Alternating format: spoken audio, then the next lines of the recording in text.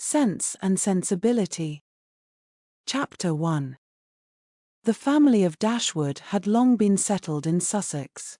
Their estate was large, and their residence was at Norland Park, in the centre of their property, where, for many generations, they had lived in so respectable a manner as to engage the general good opinion of their surrounding acquaintance.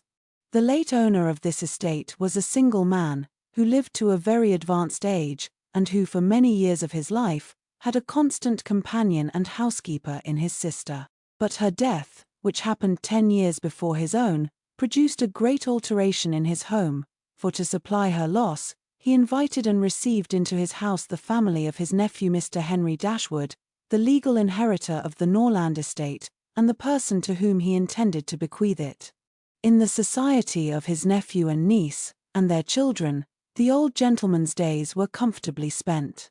His attachment to them all increased. The constant attention of Mr. and Mrs. Henry Dashwood to his wishes, which proceeded not merely from interest, but from goodness of heart, gave him every degree of solid comfort which his age could receive, and the cheerfulness of the children added a relish to his existence. By a former marriage, Mr. Henry Dashwood had one son, by his present lady, 3 daughters. The son, a steady respectable young man, was amply provided for by the fortune of his mother, which had been large, and half of which devolved on him on his coming of age. By his own marriage, likewise, which happened soon afterwards, he added to his wealth.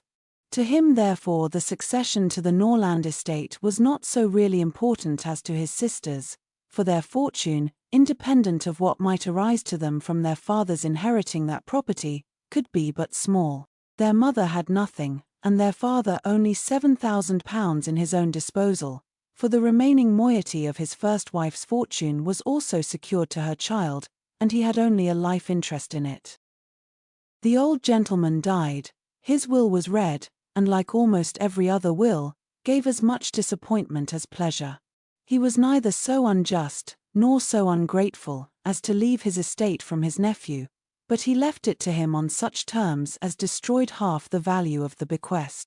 Mr. Dashwood had wished for it more for the sake of his wife and daughters than for himself or his son, but to his son, and his son's son, a child of 4 years old, it was secured, in such a way, as to leave to himself no power of providing for those who were most dear to him, and who most needed a provision by any charge on the estate, or by any sale of its valuable woods. The whole was tied up for the benefit of this child, who, in occasional visits with his father and mother at Norland, had so far gained on the affections of his uncle, by such attractions as are by no means unusual in children of 2 or 3 years old, an imperfect articulation, an earnest desire of having his own way, many cunning tricks, and a great deal of noise, as to outweigh all the value of all the attention which, for years, he had received from his niece and her daughters. He meant not to be unkind, however, and, as a mark of his affection for the 3 girls, he left them £1,000 apiece.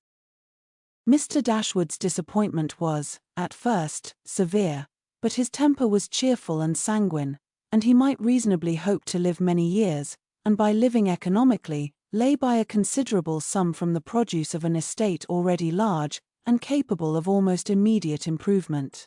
But the fortune, which had been so tardy in coming, was his only one 12-month. He survived his uncle no longer, and £10,000, including the late legacies, was all that remained for his widow and daughters.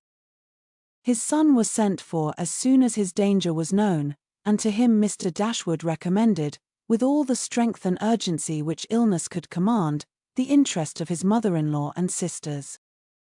Mr. John Dashwood had not the strong feelings of the rest of the family, but he was affected by a recommendation of such a nature at such a time, and he promised to do everything in his power to make them comfortable. His father was rendered easy by such an assurance, and Mr. John Dashwood had then leisure to consider how much there might prudently be in his power to do for them.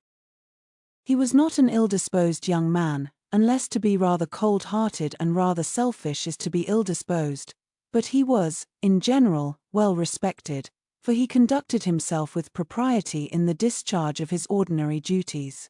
Had he married a more amiable woman, he might have been made still more respectable than he was. He might even have been made amiable himself, for he was very young when he married, and very fond of his wife. But Mrs. John Dashwood was a strong caricature of himself, more narrow-minded and selfish. When he gave his promise to his father, he meditated within himself to increase the fortunes of his sisters by the present of £1,000 apiece. He then really thought himself equal to it. The prospect of £4,000 a year, in addition to his present income, besides the remaining half of his own mother's fortune, warmed his heart, and made him feel capable of generosity. Yes, he would give them £3,000, it would be liberal and handsome, it would be enough to make them completely easy. £3,000, he could spare so considerable a sum with little inconvenience. He thought of it all day long, and for many days successively, and he did not repent. No sooner was his father's funeral over, than Mrs. John Dashwood, without sending any notice of her intention to her mother-in-law, arrived with her child and their attendants. No one could dispute her right to come. The house was her husband's from the moment of his father's decease, but the indelicacy of her conduct was so much the greater, and to a woman in Mrs. Dashwood's situation, with only common feelings, must have been highly unpleasing. But in her mind there was a sense of honor so keen, a generosity so romantic, that any offense of the kind, by whomsoever given or received, was to her a source of immovable disgust. Mrs. John Dashwood had never been a favorite with any of her husband's family, but she had had no opportunity, till the present, of showing them with how little attention to the comfort of other people she could act when occasion required it.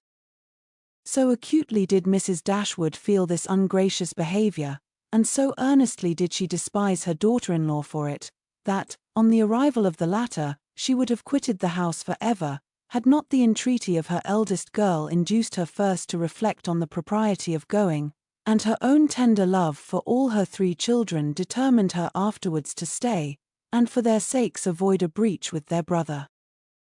Eleanor, this eldest daughter, whose advice was so effectual, possessed a strength of understanding and coolness of judgment, which qualified her, though only 19, to be the counsellor of her mother, and enabled her frequently to counteract, to the advantage of them all, that eagerness of mind in Mrs. Dashwood which must generally have led to imprudence. She had an excellent heart, her disposition was affectionate, and her feelings were strong, but she knew how to govern them. It was a knowledge which her mother had yet to learn, and which one of her sisters had resolved never to be taught.